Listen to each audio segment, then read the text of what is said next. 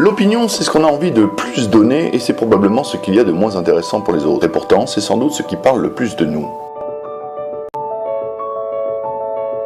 Une opinion, c'est quelque chose qui n'est pas forcément fondé. C'est une impression, c'est une base. C'est-à-dire, je goûte une fraise pour la première fois, j'aime les fraises, j'aime pas les fraises. Il n'y a que moi qui peux répondre à cette question. Ce qui nous amène d'ailleurs à la distinction entre la connaissance et le savoir. Aziz Light! Le savoir appartient à tout le monde. Exemple, capitale du Togo, Lomé. Ça, c'est une information qui existait avant moi, qui existe sans moi, qui existe que je la sache ou non, et qui existera après moi. Elle appartient à tout le monde.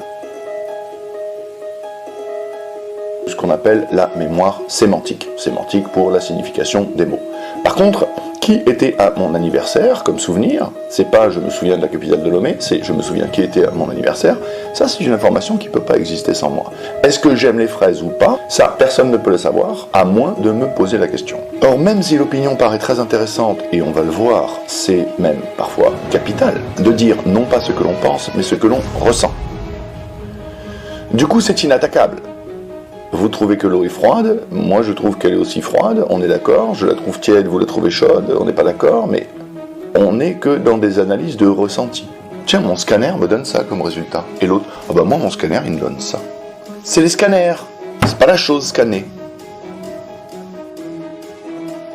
Donc, est-ce qu'on est en train de parler et d'échanger au niveau de nos scanners, qui regardent des choses du monde, ou est-ce qu'on utilise nos scanners connaissant ces problèmes de scan pour essayer de connaître un savoir du monde?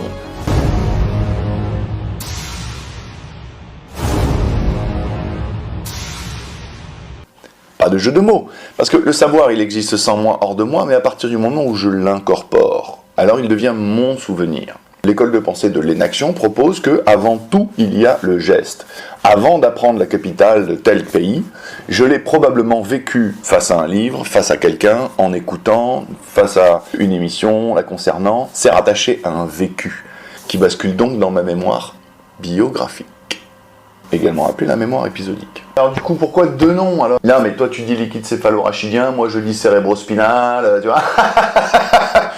Beaucoup de gens attirent mon attention en me taguant ou en m'envoyant des vidéos sur des faits divers. Peut-être là a-t-on envie que je me positionne. Lorsque l'on connaît la problématique du lapin, de la fraise et du loup, à savoir que c'est un lapin qui se trouve à 5 mètres d'une fraise, mais il est à 400 mètres d'un loup, tous les lapins qui ont pris le choix de manger la fraise avant de se barrer pour le loup, n'ont pas vu les deux autres loups qui y chassaient et y se sont fait grailler. Du coup, tous les rongeurs qui ont donné la priorité à la stimulation positive, manger la fraise, versus la stimulation négative, je vois un loup, il y a un risque, je me casse, n'ont pas transmis leur comportement et leur gène. Du coup, tous les rongeurs qui ont primé la stimulation positive, donc il y a de fortes probabilités que les proies, comme nous, aient évolué en prioritarisant les stimulations négatives.